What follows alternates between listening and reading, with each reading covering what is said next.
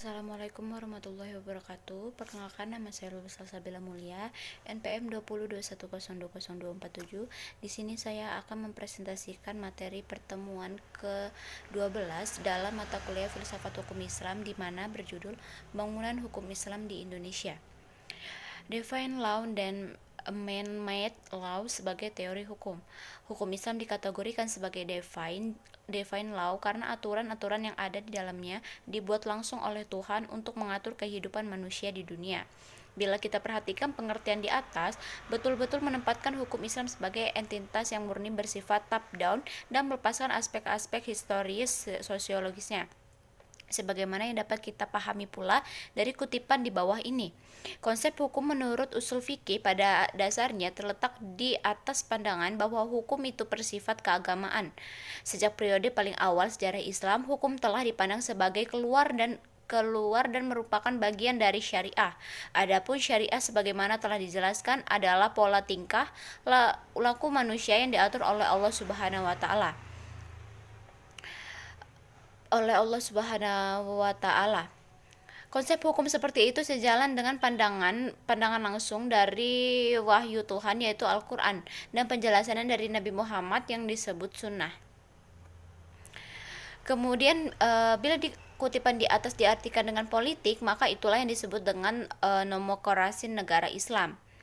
Nah, pada kenyataannya, hukum Islam merupakan perintah Tuhan dan karena bersifat mengikat sebagai sebuah cita-cita agama yang berbeda dengan hukum buatan manusia, dan dianggap sebagai fenomena sosial yang tunduk pada kebutuhan manusia dan nilai-nilai. Karena alasan itulah hukum dalam pandangan pemikir-pemikir muslim pada kenyataannya bukanlah termasuk kajian yang independen dan empiris, sebagaimana implikasi dari kedua faktor tersebut, yakni sifatnya suci dan ikatan yang kuat dengan tradisi-tradisi lama. Hukum Islam berkembang menjadi sebuah hukum yang statis, yang dianggap menjadi penghalang bagi terjadinya perubahan. Perkembangan hukum Islam di Indonesia. Pada bagian ini kita akan mendiskusikan relevansi epistemologi hukum Islam dengan pembangunan hukum Islam Indonesia sebagai pembangunan nasional. Pembangunan hukum di Indonesia.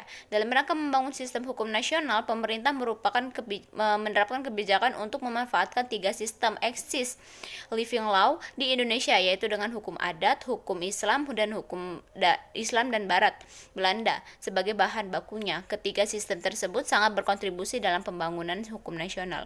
Tatanan hukum nasional Indonesia harus mengandung ciri-ciri berwawasan kebangsaan dan berwawasan Nusantara, mampu mengakomodasi kesadaran hukum kelompok etnis, kederajatan dan keyakinan agama, kedaerahan dan keyakinan agama, sejauh mungkin membentuk tertulis dan terunifikasi, bersifat rasional dan mencakup rasionalitas efisiensi, rasionalitas kewajaran, dan rasional kaidah dan nilai, responsif terhadap perkembangan aspirasi dan ekspektasi masyarakat.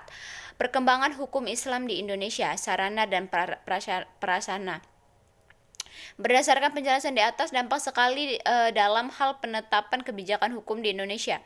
Pemerintah telah menjadikan hukum Islam sebagai bagian dari hukum nasional. Kondisi seperti ini tidak semata-mata terjadi di Indonesia, tetapi terjadi pula di negara-negara berpenduduk muslim, baik yang memiliki konstitusi maupun yang tidak memiliki.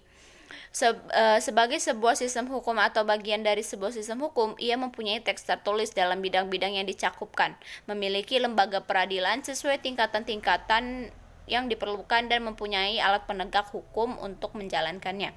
Baiklah, sekian penjelasan dari saya, kurang lebih saya minta maaf. Semoga dapat dipahami untuk bagi yang mendengarkan ataupun bagi saya sendiri.